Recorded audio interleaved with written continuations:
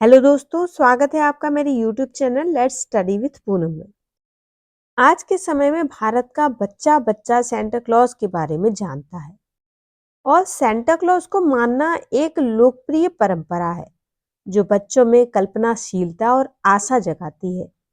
भले ही यह एक पौराणिक चरित्र है, लेकिन यह अच्छे व्यवहार, उदारता और खुशियां बांटने का प्रतीक है। सेंटा क्लॉज के बारे में जानने वाला हमारा देश क्या हमारे ऋषियों मुनियों के बारे में भी इतने ही अच्छे से जानता है?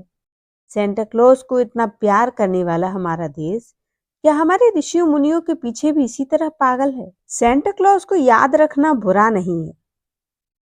बुरा तो तब लगता है जब हमारे देश के बच्चे बच्चे की जबान पर सेंटा क्लॉज का नाम तो है, लेकिन ऐसे ऋषियों और मुनियों के नाम तक हमारे देश के बच्चे नहीं जानते जिन्होंने ना सिर्फ आध्यात्म बल्कि विज्ञान के क्षेत्र में भी बड़े बड़े काम किए हैं। आज हम ऐसे ही ऋषि मुनियों के बारे में अपने वीडियो में जानेंगे।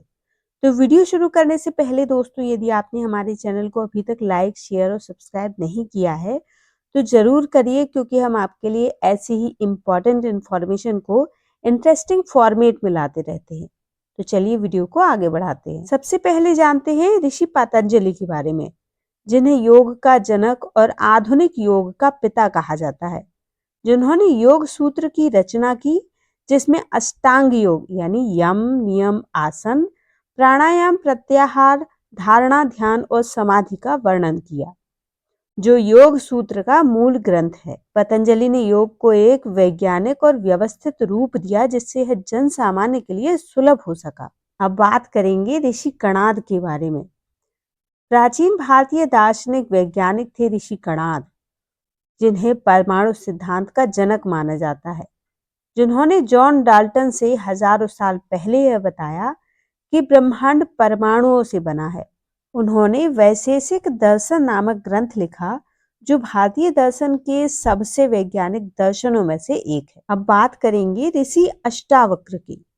हिंदू धर्म के एक महान और ज्ञानी ऋषि थे ऋषि अष्टावक्र, जिनका नाम उनके जन्म से ही शरीर के 8 अंगों के टेढ़े होने के कारण पड़ा, और वे अष्टावक्र गीता के रचयिता भी हैं, जो अद्वैत वेदांत का एक महत्वपूर्ण ग्रंथ है। ऋषि अष्टावक्र राजा जनक के गुरु बने और जनक को आत्मज्ञान का उपदेश दिया।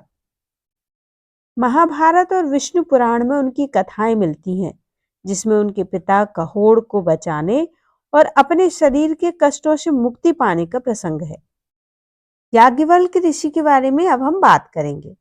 वैदिक काल के एक महान ऋषि, दार्शनिक और कर्मकांडी थे, जिन्हें शुक्ल यजुर्वेद का दृष्टा माना जाता है और जो अपनी गहरी आध्यात्मिक अंतर्दृष्टि के लिए प्रसिद्ध थे। ये राजा जनक के दरबार में शास्त्रार्थों के लिए जाने जाते थे। अब बात करेंगे ऋषि सुश्रुत की। प्राचीन भारत के एक महान चिकित्सक और शल्य चिकित्सक थे, जिन्हें शल्य चिकित्सा का जनक या फादर ऑफ सर्जरी भी कहा जाता था। प्लास्टिक सर्जरी के पितामह के रूप में ऋषि सुश्रुत को जाना जाता है, जिन्होंने 6वीं शताब्दी ईसा पूर्व के आसपास चिकित्सा विज्ञान में, विशेषकर सर्जरी, राइनोप्लास्टी यानी नाक की सर्जरी में क्रांति लाई और अपने ज्ञान को सुश्रुत संहिता नामक ग्रंथ में संकलित किया, जिसमें 300 से अधिक शल्य क्रियाओं और 120 उपकरणों का वर्णन है, जो आज भी प्रासंगिक हैं। अब बात ऋषि अगस्त्य की।